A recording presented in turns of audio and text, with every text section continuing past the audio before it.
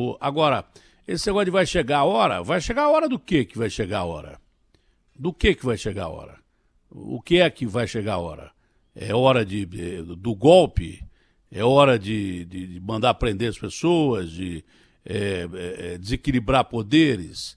Então essas frases, eu repito, essa história do presidente da República dessa grade é absolutamente desinteressante. Concordo até que quando o presidente Fernando Henrique Cardoso disse que o Bolsonaro não tem a liturgia do cargo, não tem mesmo. O Bolsonaro sempre foi um cara de falar o que ele pensa, né? É um cara que fala como o povo e tal, mas por isso ele se expõe demais. Essa frase é uma coisa que coloca instabilidade no país de novo. Como vai chegar a hora? Alguma autoridade devia perguntar para ele que hora do que vai chegar? Hora do quê? Qual é a hora que vai chegar? Olha, vai chegar a hora da democracia. Pô, ao que me consta, nós estamos vivendo um regime democrático. Agora vai chegar a hora do quê? É o que eu perguntaria ao senador Randolfo Rodrigues dessa palavra do presidente Jair Bolsonaro. Isso em nada ajuda um país que já é o segundo colocado em número de mortes no mundo. Chegar a hora do quê? Não é? É que acho que não era a repórter que estava falando com ele, porque se tem um repórter ali, o cara tinha que perguntar. Chegar a hora do quê? E também, se eu estivesse fazendo aquela entrevista com o Bolsonaro, como fiz várias vezes entrevistas com o Bolsonaro, e os caras falam, o Datena é interlocutor do Bolsonaro. Não, eu sou jornalista. Quando o Irã atacou os Estados Unidos, eu entrevistei o presidente da República, claro. Pergunta se eu deixei de fazer uma pergunta para ele. Não. Inclusive, perguntas que os outros têm medo de fazer, eu sempre fiz. Quando o presidente caiu, bateu a cabeça, ficou 2 horas sem saber o que ele era e quem ele era, eu entrevistei o presidente Bolsonaro. Outras vezes, quando ele foi assumir, eu entrevistei como jornalista e deixei de entrevistá-lo há algum tempo, mesmo porque ele tem outros meios para falar e não precisa de mim, entendeu? E a Bandeirantes tem muito mais gente para entrevistá-lo, não precisa ser só eu que vai entrevistá-lo, até que parece mesmo que eu poderia estar fazendo papel de interlocutor do presidente Jair Bolsonaro. Mas todas as entrevistas que eu fiz com o presidente Jair Bolsonaro foram entrevistas sérias, decentes, com pergunta que muita gente que se acha libertário, muita gente que se acha democrata, muita gente que defende aí a colocação de que eu sou de esquerda. Eu não sou de esquerda, de centro, nem de direita. Eu sou pela Constituinte, mas eu não tenho medo de perguntar nada para ninguém. Eu sempre perguntei o que eu tinha que perguntar para o Bolsonaro. Como agora eu perguntaria para o Bolsonaro, chegar a hora do quê? O que é chegar a hora? Do quê? O que é isso? Chegar a hora do quê? Hein, senador? Não é estranho isso aí, chegar a hora? Olha, aguarda que vai chegar a hora, hein? Datena, bom dia. Bom dia a todos que estão nos vendo, nos ouvindo pela Rádio Bandeirantes.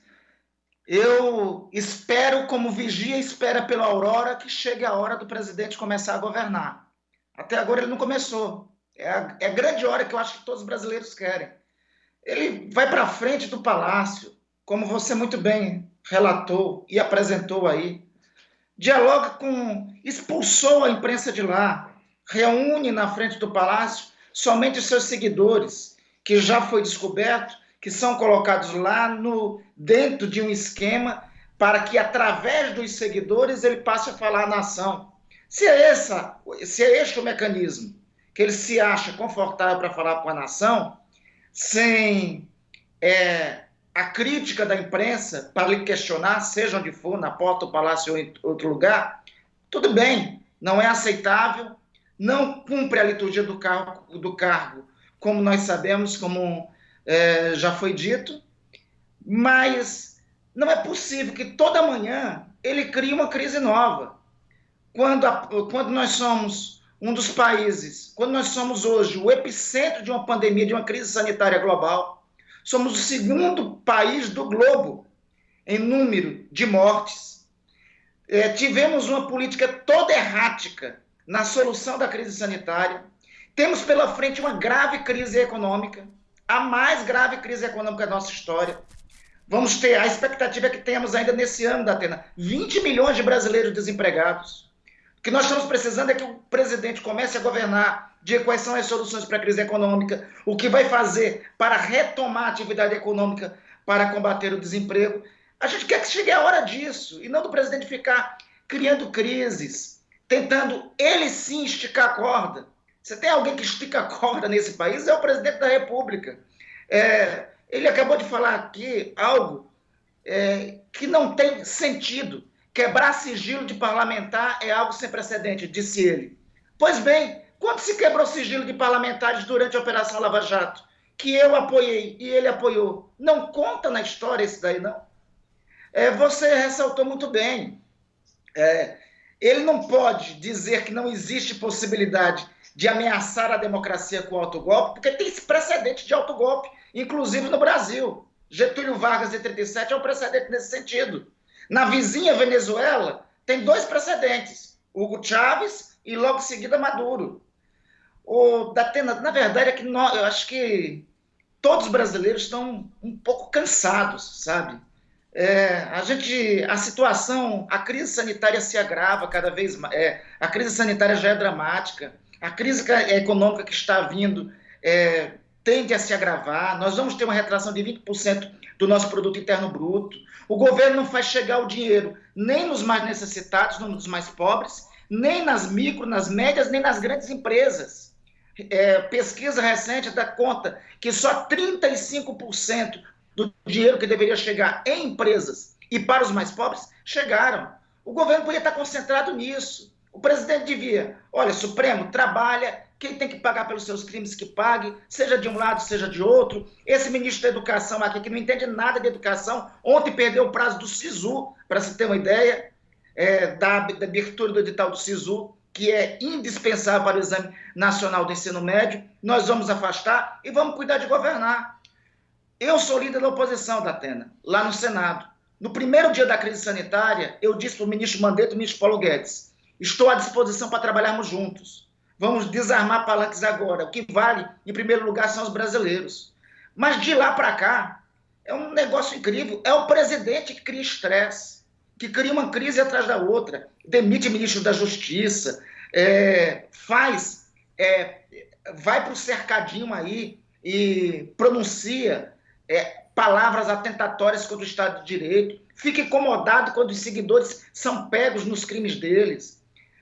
Eu acho que o que todo brasileiro quer nessa altura, Datena, é paz, é ter um pouco de tranquilidade e ter um líder que nos conduza para a recuperação econômica, para salvar vidas, em primeiro lugar, que ainda estamos no meio da crise pandêmica, e depois para a recuperação econômica.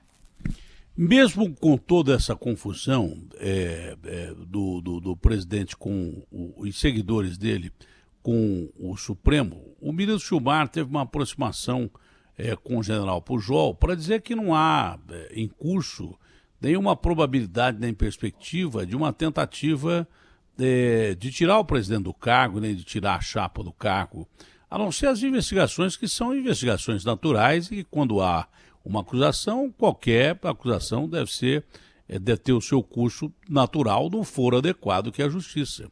O ministro Gilmar tentou essa aproximação, mas parece que isso não está dando certo. O senhor acha que, de alguma maneira, as instituições podem ser ameaçadas no Brasil?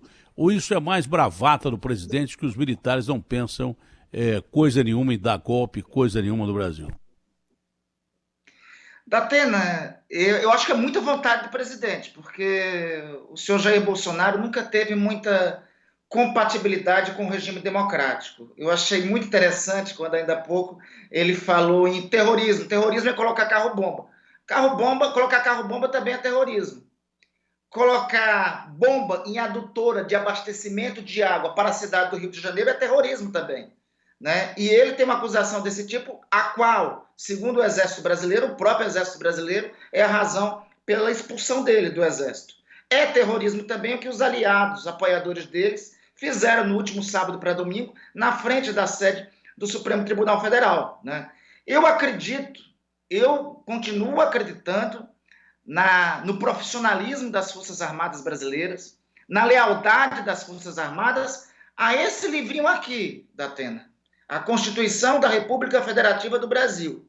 Aqui, nesse livrinho, tem um mandamento fundamental, parágrafo único, artigo 1º. Todo poder emana do povo, que em seu nome será exercido por meio dos seus representantes ou diretamente, nos termos dessa Constituição. O artigo 2º fala da separação dos poderes e diz que eles são independentes harmônicos. Os comandantes militares juraram cumprir esse livrinho aqui. O artigo 142, que eles argumentam que pode ser instrumento para alguma intervenção militar, só em cabeça muito lunática. Nenhum jurista sério desse país admitiu o artigo 142 como assim. Aliás, a Constituição não iria colocar uma cláusula suicida dentro dos seus dispositivos, ou seja, um dispositivo em que a própria Constituição pudesse ser agredida. As Forças Armadas não são poder da República, são uma instituição que garantem o funcionamento dos poderes da República. Mas até outro dia eu estava duvidando e acho demodê esse negócio de golpe. Já falei umas 40 vezes que fica até chato, né? O mundo fala assim, olha, o Brasil deu um golpe, achava demodê, mas essa palavra está aparecendo demais, até por alas militares que se posicionaram de uma forma absurdamente contrária a isso, algum tempo atrás. Mas essa palavra está aparecendo demais, essa história está aparecendo demais. Eu não sei se até por uma instabilidade, desespero do presidente, eu não sei se ele não convence os seus outros pares de alguma coisa parecida no Brasil, não sei. Eu realmente começo a ficar em dúvida com essa história. Eu achava um absurdo essa palavra, eu achava que isso aí não fosse possível mais hoje em dia. Mas eu acho que hoje em dia qualquer coisa é possível sim, é bom que as instituições fiquem espertas, porque senão alguma coisa mais grave pode acontecer. Eu não sei se o senhor pensa dessa maneira também, não. Não, eu sou partidário daquela velha máxima de Thomas Jefferson, né? Um dos pais fundadores da democracia mais estável que você tem conhecimento, que é a democracia americana. O preço da liberdade sempre é a eterna vigilância. Agora, uma aventura desse tipo, como você muito bem disse, nos coloca no fim da fila da ordem global. Nos coloca em uma situação pior do que a gente chamava de república de bananas, né? E em toda a América Latina, com algumas raríssimas exceções, a Venezuela é uma exceção, mas nós temos, houve uma instabilidade agora recentemente na Bolívia, né? Mas até na América Latina há uma certa estabilidade institucional. Nos Estados Unidos, qualquer arrobo do Trump, quem foi falar lá nos Estados Unidos para dizer que as Forças Armadas não se envolvem em política foi a mais alta autoridade das Forças Armadas americanas, que trabalha junto com o presidente dos Estados Unidos. Ele foi obrigado a se retratar, foi pior do que isso. Ele participou de uma manifestação fardado e depois foi obrigado a se retratar, dizendo que cometeu um erro. Foi isso que aconteceu lá. Então, esse negócio de golpe parece demodê. Mas no Brasil de hoje eu não duvido mais de absolutamente nada, não duvido mesmo, de jeito nenhum. O senhor pediu a prisão do Weintraub baseado exatamente no que, senador? Nós peticionamos, Datena, naquele inquérito das fake news, em que ele já responde por conta daquela declaração em que teria dito, na chamada reunião ministerial dia 22 de abril, em que prenderia todos os vagabundos, a começar pelo do STF. Desculpe o termo, mas foi esse o termo chulo que ele utilizou naquela reunião ministerial. Ele começou a responder ali. No último domingo, ele reiterou, ele participou de uma manifestação inclusive antissanitária, que fere todas as regras de isolamento que ocorrem no Distrito Federal, descumprindo essas normas, e reiterou essa declaração. Diante disso, na verdade, o que nós pedimos foi peticionar ao Supremo Tribunal Federal, ao ministro Alexandre de Moraes, que preside esse inquérito, para que, o ministro seja afastado do cargo. Aliás, o ministro seja chamado a depor novamente. 2, ele seja afastado do cargo. E 3, o não cumprimento, a reincidência nos delitos, que me parece claro que ele está cometendo, ele seja preso preventiva ou temporariamente, porque, no meu sentir, claramente, ele está reincidindo em crime. Olha, eu fiquei sabendo que ele teme realmente pela prisão, e de fonte super, hiper fidedigna. Mas eu tô achando o contrário. Eu tô achando que esses caras de extrema direita, né? Eu vai entrar um avião deles, de extrema direita, a Sarah Winter, tal. Eu tô achando que esses caras estão forçando a prisão para ocasionar alguma coisa mais grave no Brasil. Estou começando a desconfiar que esses caras estão querendo criar confusão, estão querendo ir para cadeia mesmo. Essa é a minha opinião. Para que haja uma revolta e daí por diante. Eu tô com a purga atrás da orelha, como dizia minha avó, senador. Vocês aí em Brasília, eu não preciso nem lembrar do Thomas Jefferson, o senhor conhece bem Brasília. Eu nunca vi Brasília tão próxima de uma ebulição como estou vendo agora. Datena, eu concordo que me parece que claramente eles estão pagando para ver, e eu queria aproveitar até o seu programa para mostrar aqui em primeira mão algo que nós tivemos acesso e descobrimos. Isso daqui é a antiga rede, depois eu vou mandar para o seu celular, isso é a antiga rede social do senhor Weintraub, né? Olha o que nós descobrimos, isso aqui é a antiga conta dele no Instagram. Nós descobrimos que nessa antiga conta dele no Instagram, a identificação dele na conta apresenta-se como mídia Bolsonaro. Pode ver aqui, apresenta aqui, mídia Bolsonaro. É assim como ele se apresenta. Ou seja, veja só o grave da Atena. Nós temos um ministro da Educação que declaradamente, na sua conta anterior, na rede social Instagram, integrava o chamado gabinete do ódio. A chamada, essa mídia aí de robôs, que todo aquele que diverge dele, de que posição seja, eles já nominam como comunista, já nominam como alguém que é contra o Brasil. Qualquer um que diverge já nomina assim. E passa a atuar destruindo reputações. Isso daqui vai ser objeto de mais uma petição que faremos ao Supremo Tribunal Federal, com base no inquérito que está correndo lá. E eu acho, veja, é um nível, no meu sentir, absurdo. O presidente da República nomeia para o ministro da Educação alguém que é um típico militante dos fake news, um típico militante de uma rede que propaga ódio e que se identifica assim. Eu também, ao ter acesso a isso, eu compartilho de sua opinião. Acho que eles querem apostar no esticar a corda. E eu acho, com muita convicção também, Datena, que as instituições não podem sucumbir e se intimidar a isso. Porque é o seguinte, aquela máxima... Como é que o Congresso está reagindo a isso? Como o Congresso está reagindo a isso? Eu achei importante a medida da semana passada do presidente Davi Alcolumbre em devolver a uma medida provisória absurda que instalava reitores biônicos nas universidades federais, nas instituições federais de ensino. Uma medida que remonta a tempos não saudosos da Lei Suplicy Lacerda, de 1968. Né? Então, eu acho que foi uma medida importante por parte do Congresso. Eu tenho as posições que têm sido assumidas pelo presidente Rodrigo Maia, têm sido, no meu sentir, ao que pese divergências que possa ter com ele, mas no meu sentir tem sido. E ao que pese divergências que eu tenho com o presidente Davi ou com o presidente Rodrigo Maia, mas as posições do presidente Rodrigo Maia têm sido de defesa das instituições. Eu tenho um pacto construído entre todos os líderes no Congresso, é claro que não tem limite após a democracia, a quebra da institucionalidade democrática. Então, foi devolvida a medida provisória, o Supremo Tribunal está atuando.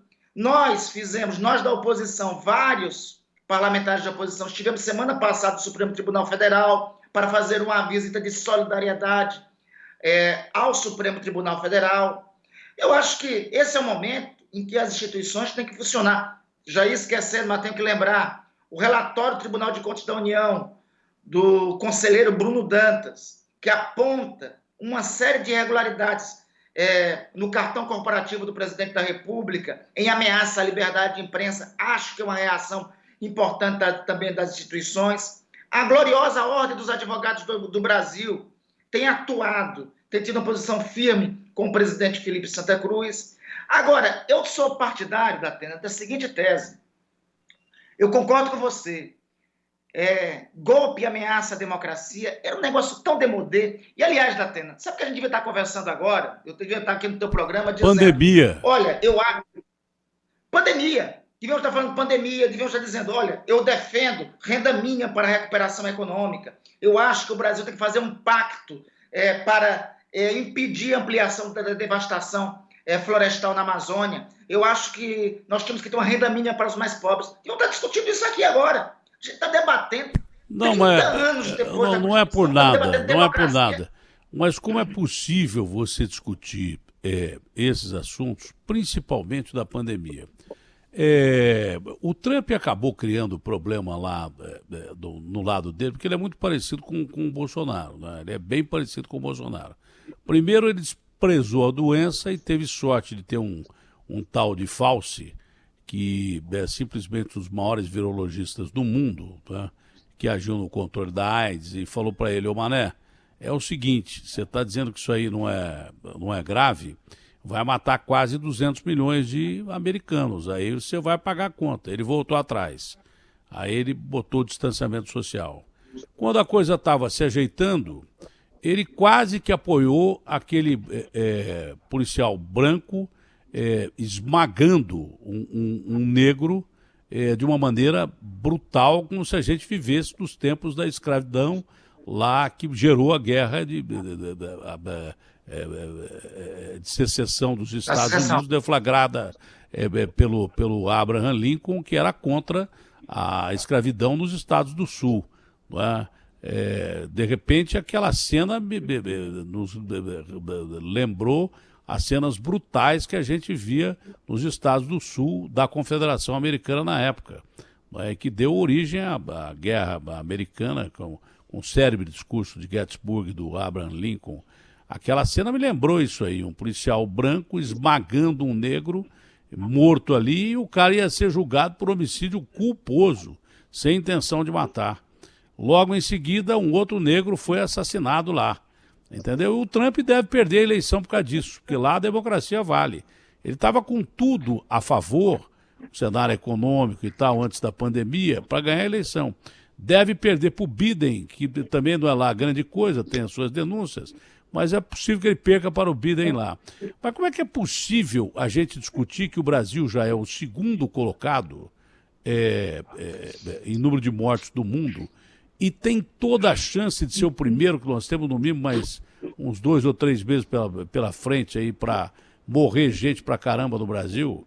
Ontem foi o 3º dia de maior número de mortes no Brasil.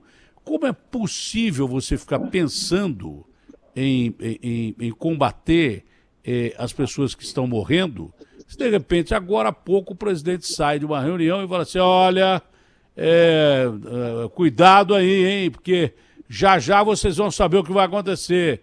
O que vai acontecer? O que vai acontecer? Ele devia explicar o que ia acontecer, até para que as instituições ficassem preparadas, porque já falou em esticar a corda, a mesma coisa que o ministro Ramos falou, essa semana mesmo. E agora olhe lá, qual foi a frase que ele usou mesmo?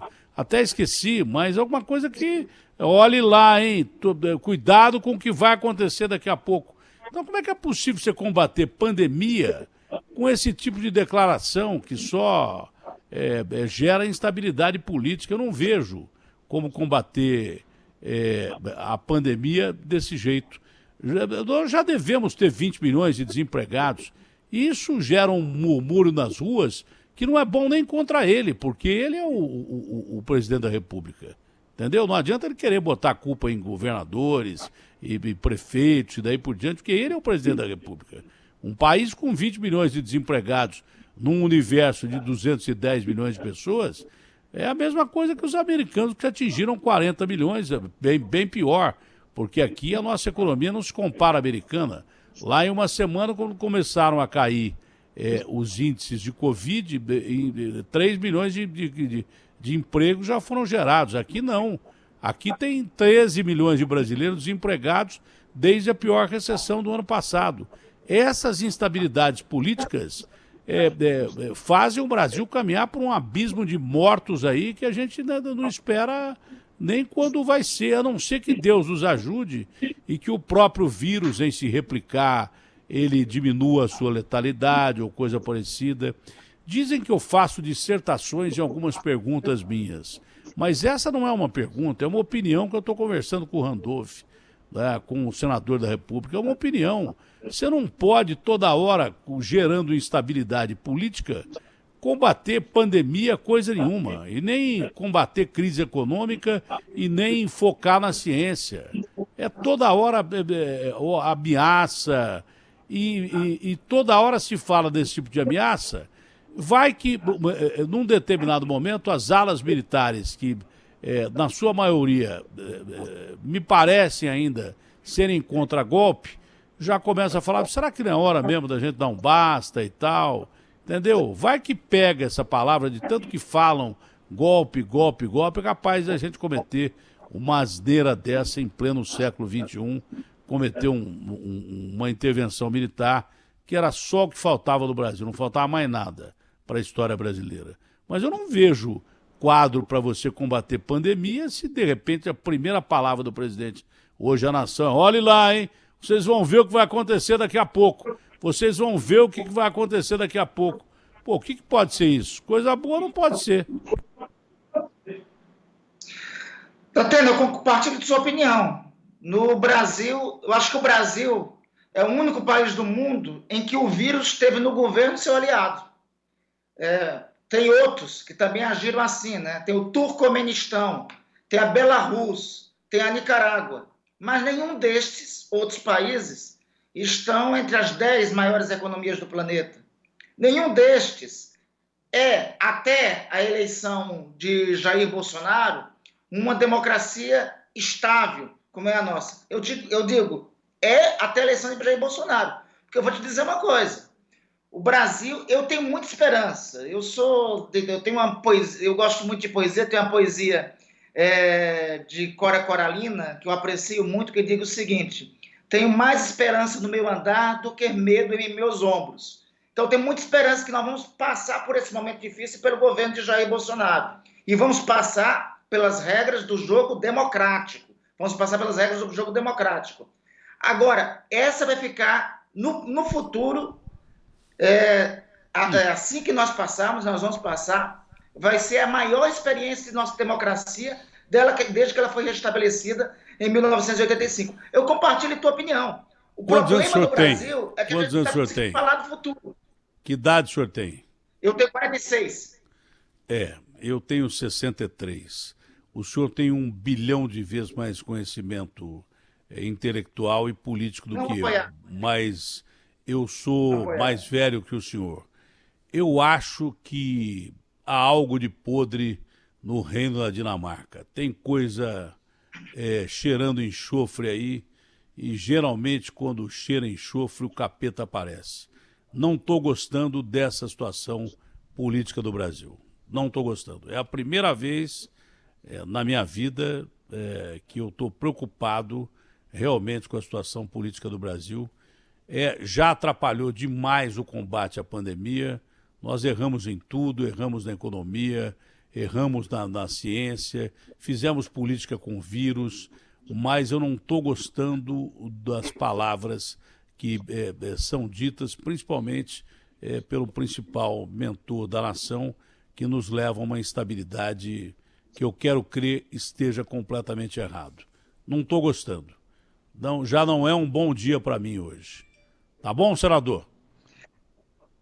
Tá bom, Datena, eu compartilho da sua opinião. Eu acho que nós vamos ter que todo dia trabalhar primeiro para a manutenção da democracia, trabalhar também junto com isso, para preservar vidas e apontar um caminho, apesar do presidente da República, que faz política todo dia. O que o presidente da República faz todo dia é política e não trabalha para as necessidades do que o povo está sentindo. O que eu tenho medo é que os democratas, os que são a favor da democracia, como eu acho que não existe nenhum outro regime capaz de se sobrepor à democracia, nenhum outro. O Churchill já dizia isso, né? Pode ser um regime o pior que tem dos os seus regimes, defeitos, salvado todos os mas ele perdeu a eleição depois de ganhar a guerra. Foi o primeiro cara a perder a eleição depois de ganhar a guerra, praticamente sozinho, porque os Estados Unidos não queriam ajudar, entraram depois de Pearl Harbor, e daí por diante. Ele ganhou a guerra no peito. Os Estados Unidos preferia que o mundo fosse dividido, o comunismo lá para a Europa, e aqui eles ficavam com o capitalismo e estava tudo certo. Entendeu? Não ajudaram os americanos a princípio. E o Churchill ganhou com a ilhazinha dele lá, que é um grande país, né, um Reino Unido, ele ajudou a parar o Hitler no peito. Essa é a grande realidade. Mas ele perdeu a eleição, mas ele dizia que a democracia era o caminho, o único caminho viável, ainda de todos os regimes, era o melhor que existia. Agora, a democracia está abrindo muita guarda, acreditando que ela vai ser eterna, e pelo jeito tem muita gente querendo que não seja. Um abraço grande, que Deus nos ajude, senador. Grande abraço, que Deus nos abençoe, Datena. Sempre um prazer falar com você. Um abraço. Prazer não.